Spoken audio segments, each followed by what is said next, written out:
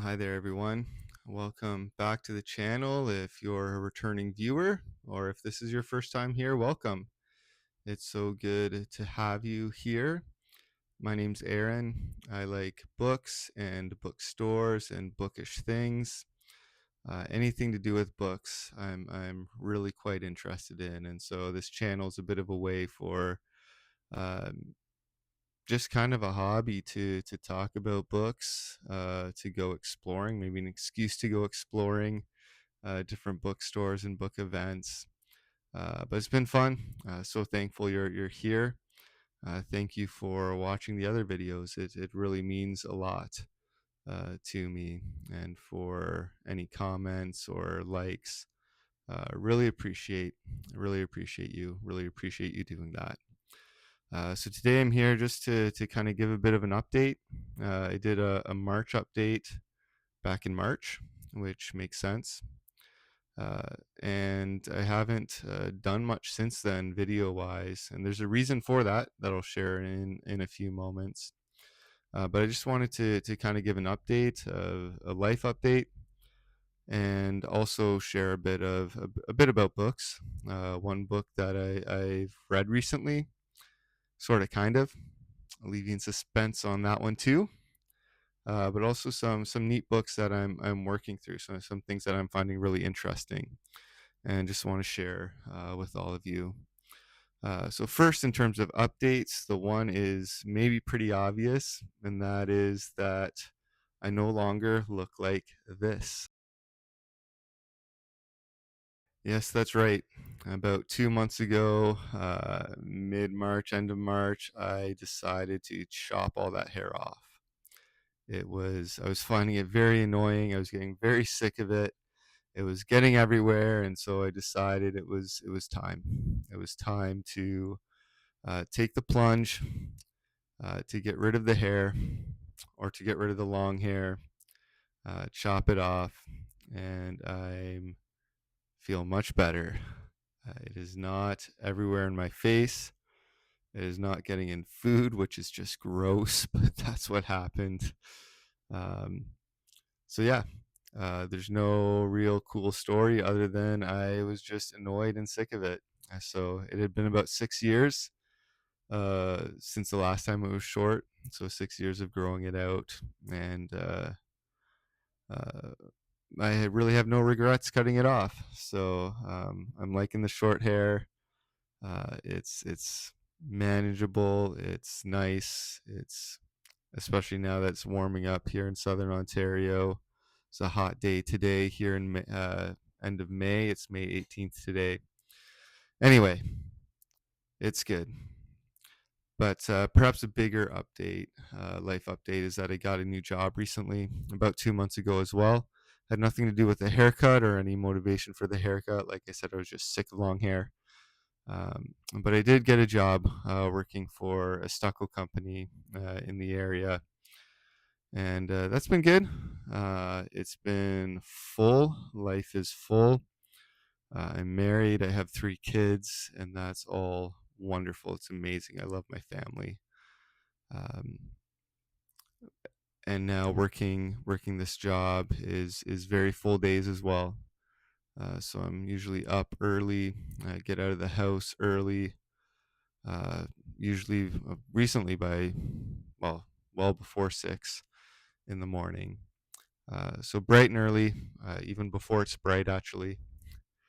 But that's been overall good. It's My body's been adjusting to physical work again, which I've been sore and tired, and that's part of the reason why I haven't been putting much up video wise. Uh, it's that I get home and I'm exhausted, I'm tanked, and I don't want to come on and look half dead. Um, so usually I'm hanging out with the family, with my wife, and then going to bed and doing it all again. But anyway, that's that. If you don't know what stucco is, just Google it, and I'm sure you can find an explanation. But it's yeah, good work, good company, good guys I work with. Thankful for that. It means reading time's harder to come by. Uh, I've been getting up extra early in the mornings, usually by 5 o'clock, or last week it was 4 o'clock a few mornings to try to get some reading in, usually my Bible reading, and then a little bit of something else. So reading's a bit harder to come by, to find time for that. But thankful for a job and for provision that way. Now, on to some books and bookish things. Well, mostly just books today. Um, One book that I managed to, as I said, kind of sort of finish. And there's a reason for that. I'll show you the book here. We'll start here. The most recent book I sort of kind of finished is this one right here. I'll try to hold it at the side so you can see the cover a bit better. It's Shepherds for Sale. Shepherds for Sale by Megan Basham. This was a book published 2 years ago. 2024 is the publication date. And it caused quite a ruckus in the Christian world, in the evangelical world, particularly in the States. Megan Basham's an investigative journalist for the Daily Wire. And she wrote this book, and basically what she's arguing in this book is that evangelical leaders have sold out to more progressive, left-wing ideas, in part because of a money trail, going back to big donors who are more progressive in their ideology and their politics. And she's talking about how she's arguing that those organizations are trying to bring different Christian leaders aboard in order for political reasons, to get certain typically Democrats voted in, is what she's arguing. And so she goes through a number of different topics, things like climate change, things like the pro-life discussion, what else? COVID, she talked about, and how evangelical leaders, which often she calls out by name, publicly sided with more what she would just describe as more progressive ideology and progressive individuals. I don't know how much I want to say about this now, because I might do another video a little more in depth on this. We'll see. But I, in a sense, DNF'd it. Did not finish it. Decided I wasn't going to finish it. I read about half of it, and frankly, it was becoming the same. Kind of the same thing, just on a different topic. And so she's constantly criticizing Southern Baptist leaders,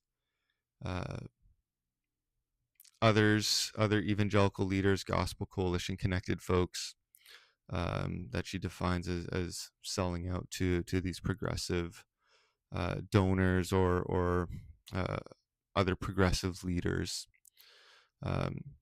So it was becoming a bit of the same, and I decided I wanted to read other things.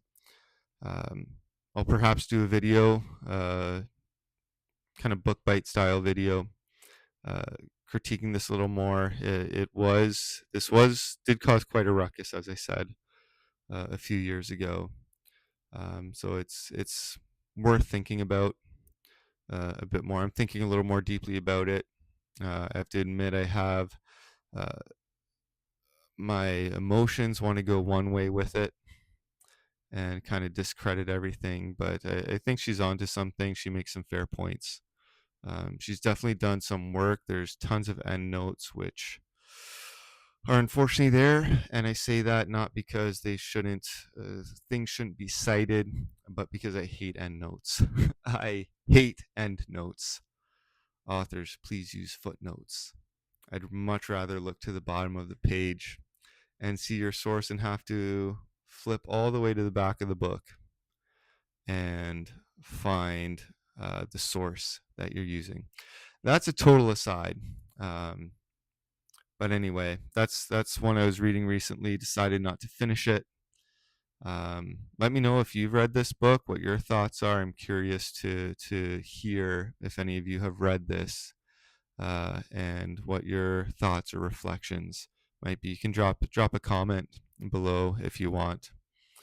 Now, on to some things that I've dipped into, have been dipping into, have maybe picked up again. There's, as per usual, way too much on the go. And this is in no particular order that I'm going to hold things up in. These are just things that I've read, whether just started, whether dipped into, but things that I'm spending some time with, and that I think are worthwhile spending some time with. So just at the top of my pile here is this book. It's called Strange Rites, New Religion for a Godless World, by Isabel Tara Burton. Tara Isabel Burton. I'm trying to read backwards as I'm recording this, and my apologies to the author. Tara Isabel Burton, Strange Rites, A New Religion for a Godless Age. I got this book when I did a course on evangelism through the Gospel Coalition, their Keller Center for Public Evangelism or Public Apologetics, I think it's called. This was one of the books that got sent to us, and it's quite interesting. You hear a lot about secularization in this is written in the American context. So secularization in America, you could say the Western world in general, and Burton's pushing back against that thesis a little bit, or not a little bit. She's pushing back against it, and citing that people are still very religious, very spiritual. It just looks very different.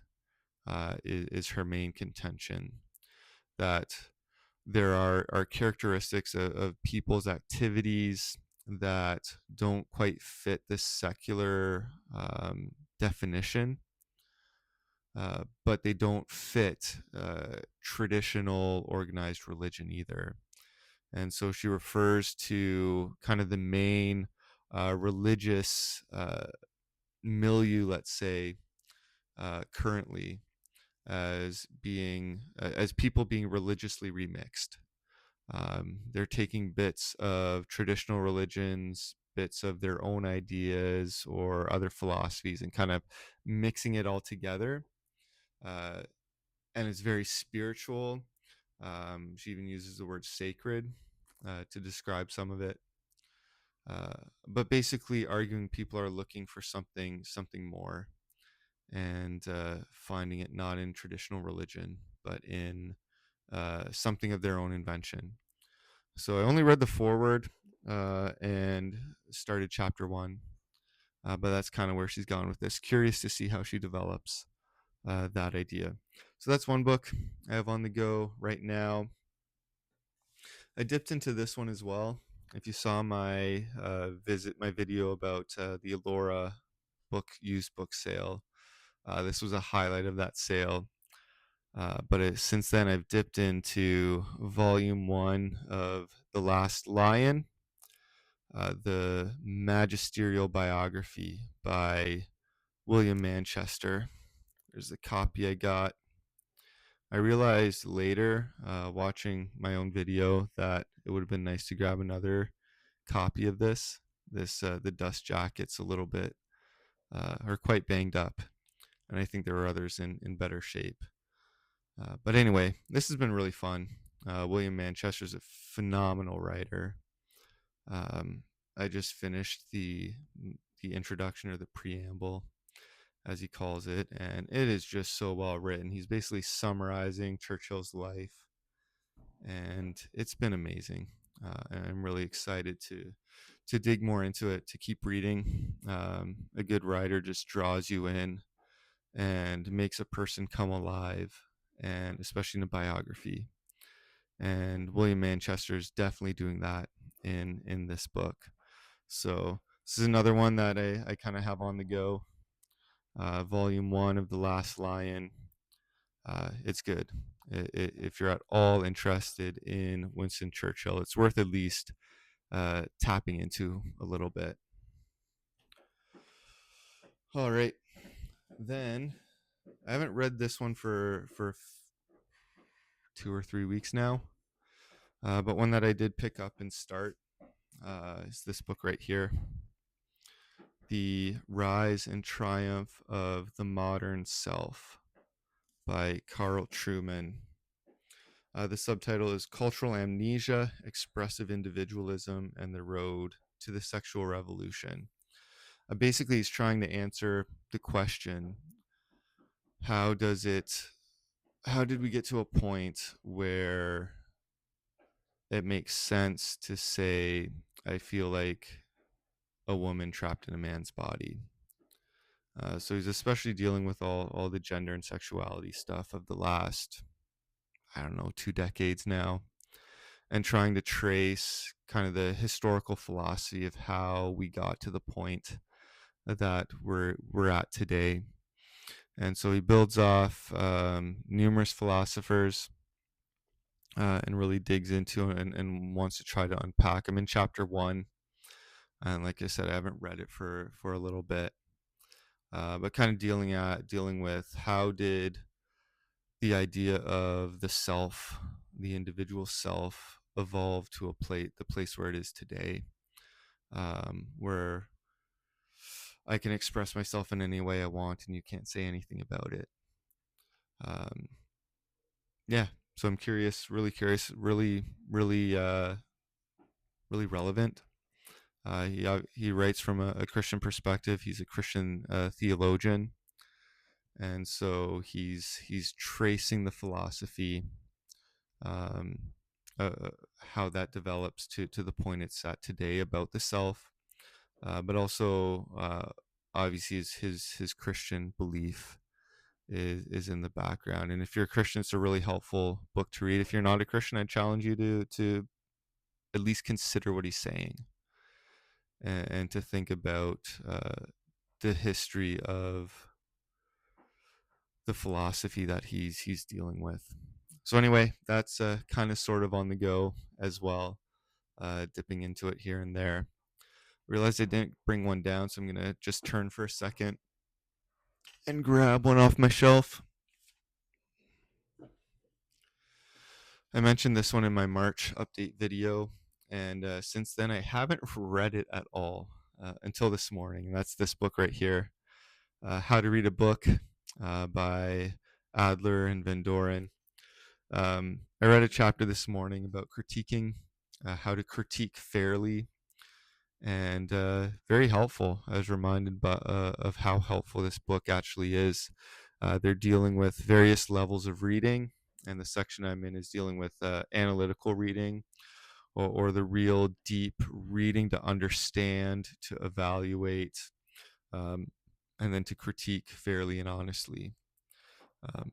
So that's been good. It was good to pick it up again this morning, and hopefully I have some drive to keep going with it. So I won't say much more about that. One last book that I'm dipping in and out of more right now is this book right here, Systematic Theology by Robert Letham. Another brick of a book.